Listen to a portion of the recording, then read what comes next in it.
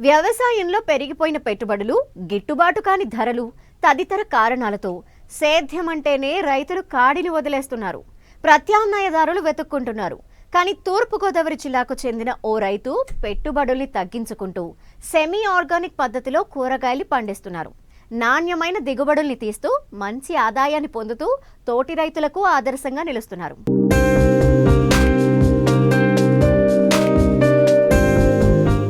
వంకాయల్లో రాజవరండి అంటే టక్కున గుర్తుకు వచ్చేది నోరూరుంచే వంకాయ. భోజన ప్రియుల్ని మనసు దోచే వంకాయ కూర లేకుండా శుభకార్యం జరగదు. ఈ వంకాయను సాగు చేసి ఏడాది పాటుగా మంచి దిగుబడులు పొందుతున్నారు తూర్పుగోదావరి జిల్లా ఉండ్రాజవరం మండలం కేసావరం గ్రామానికి చెందిన రైతు కాశీ విశ్వనాథ్. వంగ దీర్ఘకాలిక పంట. ఒక్కసారి నాటి మేలైన యాజమాన్య పద్ధతులు పాటిస్తే 6-7 నెలల పాటు దిగుబడులు వస్తాయి. అందుకే రైతు కాశీ విశ్వనాథ్ 2 ఎకరాల్లో వంగను సాగు చేస్తున్నారు. నవంబరులో నారు పోసి డిసెంబర్ 26 నాడు నాటు వేశారు. నాటిన 3 నెలల నుండి పంట దిగుబడి ప్రారంభమై 6 నెలల వరకు దిగుబడి వస్తోంది. వచ్చిన దిగుబడిని స్థానిక మార్కెట్లో అమ్ముతూ ప్రతిరోజు ఆదాయం గడిస్తున్నారు. సంప్రదాయ పంటలతో పోల్చితే కూరగాయల సాగులో అధిక లాభాలు వస్తున్నాయని రైతు చెప్తున్నారు. నేను మామూలుగా వరి వ్యవసాయం చేసేవాడిని. వరి వ్యవసాయం గిట్టుబడి అవ్వక వాటర్ లేక నీకు మామూలుగా ఈ మెట్ట వ్యవసాయానికి వచ్చి మామూలుగా ఫస్ట్ పాలు దున్నుకొని కొత్తిమీర పోసుకున్నాను. కొత్తిమీర తీసుకున్నాక వంగ అయితే 2 ఎకరాల్లో చేస్తున్నామండి. జాగ్రత్తగా కలుపు తీసుకుని చేసి మామూలుగా ఎరువులు పెట్టుకుంటా పురుగు మందులు కొట్టుకుంటా చేస్తున్నాను. నారైతే మేము శాఖలు నర్సరీ నుంచి తెచ్చామండి. నారుకు వచ్చి ఎకరానికి వచ్చి 6,000 కానీ 7,000 దాకా ఖర్చు అవుతుంది నారుకి. వారానికి ఒకసారి తడి ఇవ్వాలి. వారానికి వచ్చి కాలువలంటా తీసుకుంటూ చేత్తా ఆకులు బాగు చేసుకుంటూ చేత్తా ఉండాలండి. మొక్కకి 3 అడుగులండి. వంగకి 3 అడుగులండి. ఎటు చూసినా 3 అడుగులు పెట్టుకోవాలండి. బంతిపూలు వేస్తామండి చుట్టూరు బార్డర్. మామూలుగా ఎగిరే పురుగు రాకుండా వంగ నాటిన కాంచి 120 రోజులకి క్రాప్ వస్తుందండి. అక్కడి నుంచి 6 నెలలు కాస్తుంది.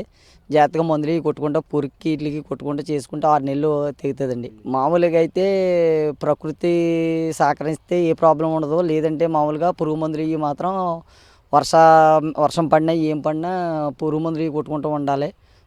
ప్రకృతి మీద ఆధారపడి ఉంటుంది. ఇది పుచ్చికి వీటికి జాగ్రత్తగా మందులు కొట్టుకుని ఆర్గానిక్ ఒకసారి ఆర్గానిక్ బయోలు ఇవి కొట్టుకుంటూ ఉంటే పని అవుతుంది. మామూలుగా అయితే వంగలు అయితే మెయిన్ మెట్ట సాగు అండి. ఆ మెట్ట సాగు కంట్రోలింగ్ ఉంటే అంతా బాగానే ఉంటుంది. ఆ మెట్ట సాగు వచ్చిందంటే 3 నెలలు పంట అంతరించిపోద్ది. మళ్ళీ ఇంకో పంటను ఎత్తుకోవాలంటే మళ్ళీ ఖర్చు మొదలుగానే అవుతుంది మాకు. అందుకని ఏంటంటే మామూలుగా దీన్నే జాగ్రత్తగా చేసుకుంటూ చెందుతా చూసుకుంటున్నాం. మేము ఎకరం సాగులు అయితే రోజుకి కింటం కాడకే నెలకొచ్చి 3 టన్నులు క్రాప్ తెగుతుందండి. నెలకే ఎకరానికి వచ్చి మామూలుగా మనం ఎంత కష్టపడితే అంత ఫలితం దొరుకుతుందండి వంగలో. మార్కెట్ ద్వారా అయితే ఇదే 10 కేజీలు 400-300 అమ్ముతుంది. అదే ప్రస్తుతానికి అయితే 200 చేసి అమ్ముతున్నారు. దిగుబడికి అయితే వంగనారికి దీనికి అయితే లీజ్ అయ్యి అయితే ₹1,00,000 దాకా ఖర్చు అవుతుంది వంగకి. దీన్ని బట్టి దిగుబడి బట్టి మార్కెటింగ్ రేటు బాగుంటే దాన్ని బట్టి వస్తుందండి. ఖర్చులు పోవడం మనకి నెలకు వచ్చేటప్పటికి 10,000-15,000 కనిపిస్తూ ఉంటుంది. కూలీల గురించి వచ్చేస్తే రోజుకి ముగ్గురు చొప్పున రోజుకి ₹1,000 ఓన్లీ కోత్తాకే అవుతుంది.